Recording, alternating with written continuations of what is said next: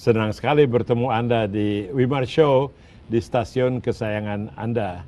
Tamu kita adalah Ignatius Haryanto, Direktur Eksekutif Lembaga Studi Pers dan Pembangunan. Dia juga memimpin atau menjadi penasehat suatu kelompok aktivis Remo TV, anak muda yang memantau siaran TV yang ada. Boleh dikatakan Ignatius Haryanto adalah aktivis pers. Karena pers itu memang harus diaktifkan, bukan harus dijalankan. Dan sangat sebetulnya membantu kehadiran saya di hadapan Anda, sebab kalau dia tidak membela acara kami yang pertama dulu, Perspektif, maka kita tidak akan di sini. Tapi jeleknya dibela gitu terus. Jadi pers itu ada yang bagian yang selalu kena susah dan ada yang enak di atas penderitaan orang lain, terutama audiens gitu ya. Nah, tapi itu kata-kata saya nggak boleh terlalu banyak menggiring Anda. Menurut Anda gimana jadi dunia pers kita sekarang? Ya, dunia pers kita sekarang, kalau kita bicara sejak reformasi memang mengalami perkembangan sangat pesat.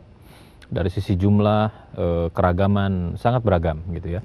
Tetapi kita juga melihat ada satu problem bahwa pers yang ada sekarang ini tidak bisa terlepas dari grup-grup media besar yang lalu kemudian kita tahu juga misalnya beberapa grup media besar ini kan dimiliki oleh para politisi.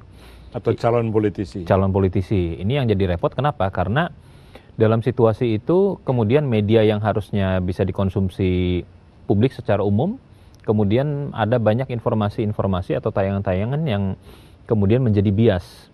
Bias ini lalu kemudian akan membingungkan publik, begitu ya. Nah, pada saat membingungkan publik ini lalu kemudian akan ada sebuah pertanyaan, apakah media semacam kayak gini masih bisa dipercaya atau tidak, begitu. Iya, kawan kita sesama alumnus Kanisius gitu. Sarwono Kusumaatmadja mengatakan dalam satu forum berbahasa Inggris, now we have a free media, they are free to lie gitu. Jadi kan kalau stasiun tertentu berbohong, ada stasiun lain. Tapi kalau stasiun lain ikut berbohong, nggak ada siapa-siapa. Paling kita protesnya di Twitter. Di Twitter nanti dicaci maki orang juga, ngapain sih lo selalu nggak setuju TV gitu kan. Jadi kita memang walaupun ada KPI, ada apa, di mana sebetulnya harapan kita supaya ada sedikit impartiality dalam pers. Karena sekarang udah sangat tidak bisa ditonton itu TV.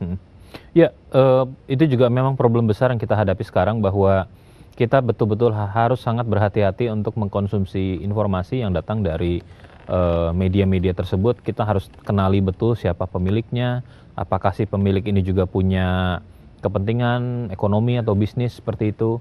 Nah, ini yang lalu kemudian untuk masyarakat biasa ini akan sulit. Mereka menganggap sesuatu yang sudah tampil di televisi ataupun di media apapun itu sudah menjadi kebenaran. Padahal dalam kerangka yang lain kita melihat bahwa ini adalah satu fakta-fakta yang terdistorsi. Artinya lalu kemudian fakta yang ditampilkan oleh media tersebut hanya yang menguntungkan buat kepentingan si pemiliknya. Kita-kita yang banyak nonton TV dan lain-lain, atau mungkin udah bosan nonton TV, akhirnya tahu ya kita bisa bagaimana memilah-milahnya. Tetapi masyarakat umum agak susah. KPI saya kira juga punya peran, tetapi belum sangat kuat lah kalau boleh saya katakan begitu. Jadi secara praktisnya bagaimana? Soalnya saya sering gembira kalau ada seorang, biasanya orang muda, menanyakan, saya ingin nonton TV yang baik dan saya tahu TV itu banyak bohongnya. Jadi apa saran Anda terhadap saya? Saya harus nonton apa? Saya tuh nggak bisa jawab tuh gimana jadinya.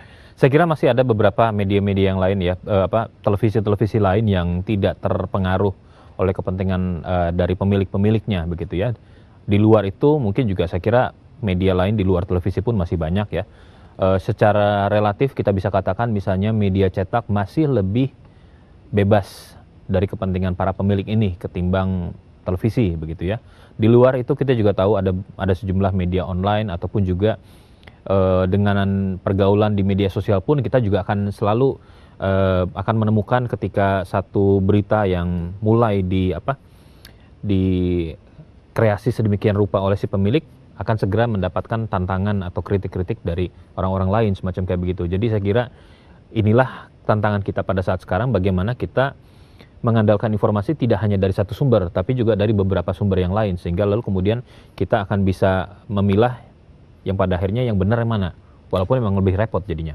Menurut Pak Hari, sebetulnya kenapa ini seperti menggelora sekali sekarang pengarahan TV untuk kepentingan politik? Kan pemilik-pemilik media besar yang sekarang juga tidak banyak berubah dari yang ada di tahun 2000.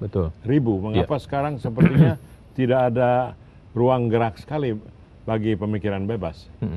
Ya, saya kira mungkin banyak pemilik televisi ini merasa bahwa mereka itu sekarang sudah memiliki power gitu ya.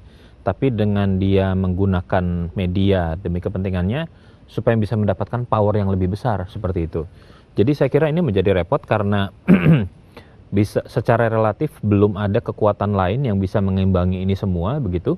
Dan kemudian juga saya kira momen menjelang 2014 inilah lalu kemudian juga menjadi satu ajang pertempuran di mana lalu kemudian perang tidak semata-mata ada di partai tetapi juga di layar kaca begitu. Oke, kita akan break sebentar, masuk ke segmen kedua percakapan kita dengan Ignatius Haryanto. Saya panggil Hari karena memang sudah lama kenal. Ini Wimar Show.